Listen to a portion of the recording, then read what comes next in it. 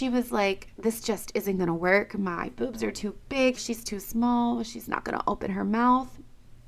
What are we going to do? And I was like, let's slow it down and let's go back to the basics. Hey, Mama Bear. Welcome to the Breastfeeding with Confidence podcast. Do you dream of bonding with your baby through exclusive breastfeeding, but worry about breastfeeding pain or low milk supply? Maybe you're struggling with breastfeeding and no one seems to have any answers. I'm Jaimie, doula, international board certified lactation consultant, and mom of 5, and I have been where you are. After working through painful latches, milk supply worries, and postpartum depression, and supporting countless mothers through their breastfeeding journeys for over 8 years, I'm here to tell you breastfeeding doesn't have to be perfect to be positive. Each week, I'll share breastfeeding tips to help you prevent and overcome unexpected breastfeeding challenges so you can actually enjoy bonding with your baby. If you are ready to shut out the toxic whispers of the world, embrace your God-given intuition, and release your inner fierce mama bear, grab some coffee or your favorite herbal tea and let's dive in. Hey, howdy, hey, welcome back to another episode of the Breastfeeding with Confidence podcast. Today, I wanted to tell you about a common question that I get, and today I wanted to talk about a very, very common question that I get, or this phenomenon that I hear about a lot when moms are telling me their breastfeeding stories and why they struggled so much in the beginning. And it's one of those things that I hear, and it makes sense when you hear it, you know. That's what the doctor said, it's what the nurses said, so it's logical. But I'm going to tell you a little story about why it might not actually be true. So on my birthday, we were going to church and I got a call on the way there, and it was from my work number. And I was like, oh, this is weird, but I'll answer it because I don't typically get phone calls for consults. So I was a little confused why somebody was calling. So I went ahead and I answered the phone, and it was this wonderful woman who was looking for help for her sister who had just had a baby. She was in the hospital, and because it was the weekend, there were no lactation consultants available, and they were calling to say, like, can you come help her? She's struggling with breastfeeding. And unfortunately, I could not do it that day.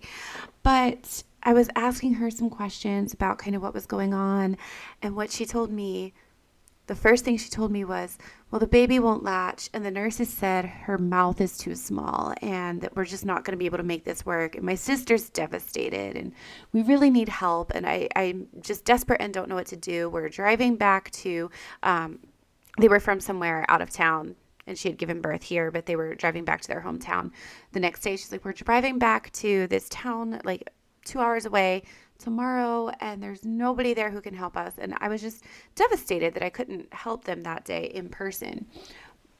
But when I heard her say that line, the baby's mouth is too small, my heart just broke, because I know that most of the time a full-term baby's mouth is not too small. Even most preterm babies' mouths are not too small to breastfeed. This will be an unpopular opinion, but I will say it till the cows come home. It is very rare for a baby's mouth to be too small to breastfeed.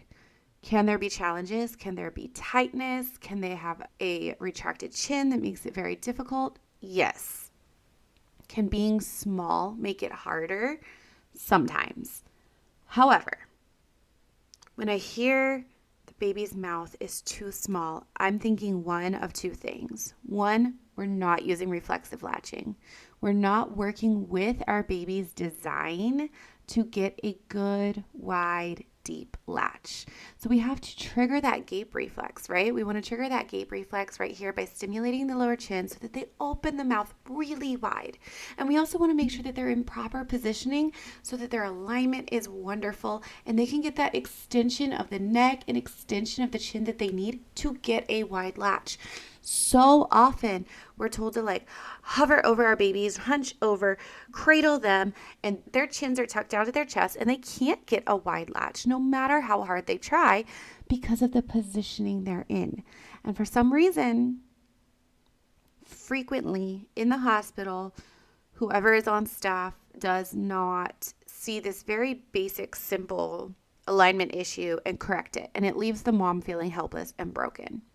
The other thing is that a lot of these babies are born with a lot of tension in their bodies. This can be due to ties, but sometimes it's not due to ties. Sometimes it's just due to how they laid in utero. It depends on their positioning during birth. It depends on how they were born. Babies who are born via forceps or vacuum, babies who are in the birth canal for a really long time where there's a long pushing phase, sometimes they're going to have more tension in their jaws and in just the whole cranial area that's going to make it harder for them to feed.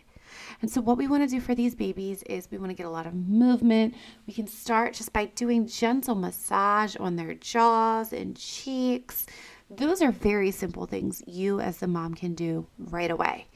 But then we want to take these babies for body work really early, whether that's with a craniosacral therapist, whether that's with a chiropractor who specializes in these babies. Getting that early body work can be so important. But instead of just telling you all of this should, I want to tell you a story about a mom that I worked with 2 years ago. I can't believe it's been that long already. She's a dear friend of mine, and she had her baby at a birth center at 39 weeks, which was earlier than her other babies had come, and she had always had smaller babies. But we were all surprised when her baby was born at 39 weeks, weighing 4 pounds. And the baby was super healthy. Everything checked out with the baby. So she was discharged to go home, but was struggling with feeding. And she was reasonably anxious about, it's normal to have a baby lose weight in the first week, but her baby was already really tiny. So she was really worried about weight loss and making sure baby stayed healthy and was feeding well to ensure that they didn't have to be admitted to the hospital. And so I came over to her home to help her with latching, and she was struggling so much. And this baby was so tiny, and she has larger breasts, and she was like, this just isn't going to work. My boobs are too big. She's too small. She's not going to open her mouth. What are we going to do? And I was like, let's slow it down and let's go back to the basics. And we worked on that positioning. We worked on that latch technique. And y'all, this baby was 3 pounds, 14 ounces, I think, with that initial weight loss. This baby latched better than most 41-week, 10-pound babies that I've seen. All right, this baby was tiny. I have small hands, and I have small hands. My hand is the size of my phone, small, okay? This is not a big phone. I have small hands. This baby practically fit in my hands. I go like this, and I'm holding the entire baby. This was the smallest baby I have ever held in my hands and helped breastfeed.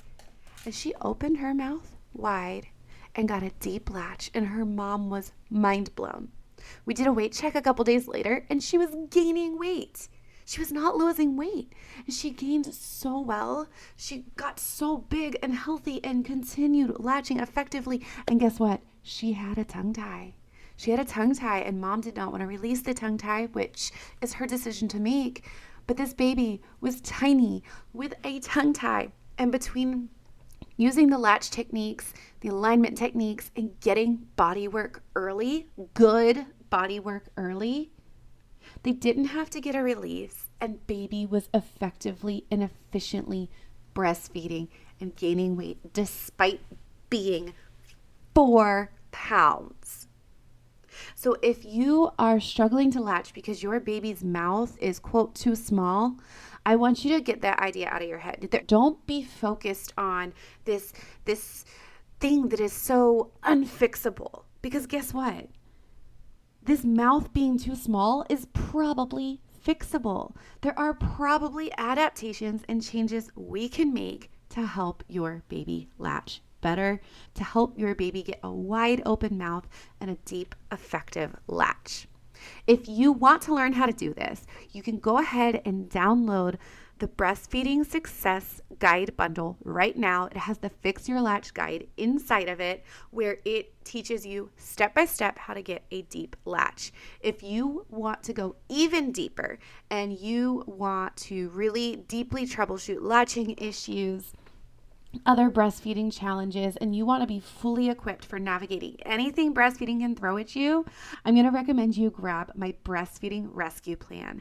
The Breastfeeding Rescue Plan is an expertly curated library of breastfeeding resources that I have created over time to help you navigate any and all challenges you could face. And the cool thing is it's being updated regularly. Whenever I have a new guide release, it gets added to this Breastfeeding Rescue Guide because you deserve to have full access. And there is a special rate for podcast listeners, so make sure you check that in the show notes. And if you decide you don't want to DIY this anymore, you're tired of trying to figure it out on your own, I do offer 3 and 6 week support packages where we work together one-on-one for 3 or 6 weeks, depending on your choice. And we get to the bottom of your breastfeeding problems. We get answers, we implement solutions, and we adapt your personalized breastfeeding plan to fit your needs as necessary. If you are ready for this kind of support, go ahead and click the link in my show notes to grab your spot on my calendar. And now these packages do go quickly, guys, because I only take 4 new clients a month to make sure that I am giving each client the top level care I possibly can, the best level of care that I possibly can. So in order to make sure you get super personalized support, I only take 4 clients a month. So make sure you get on my calendar right now if you think that you're going to need breastfeeding support. And if you are pregnant, if you're like, well, I want to get on your calendar, but my baby's not even here yet, what do? I have the solution. I also have a breastfeeding prep and thrive program that will allow you to prepare for breastfeeding one-on-one with me. It gives you full access to all of my resources, and I'm on call for a consult the week your baby's born, and you get support for the first 6 weeks of your baby's life. From the week they're born and the full 6 weeks after that, I am all yours. So go ahead and click the link in the show notes, figure out which solution is best for you right now, and get started, because you do not need to waste another day struggling unnecessarily, mama. Mama, you can take action right now to make breastfeeding easier so you can actually start enjoying your baby. All right, Mama Bear, that is a wrap for today. If this episode helped you feel a little more confident or a little more prepared for breastfeeding, can I ask you a quick favor? Go ahead and leave me a review. It helps other moms find this podcast and join us in this amazing community of fierce and confident Mama Bears. And hey, if you know a friend who could use some encouragement or real talk about pregnancy, breastfeeding, and all things motherhood, share this episode with her. You've got this, Mama Bear. Trust your instincts, stay fierce, and I'll catch you in the next episode.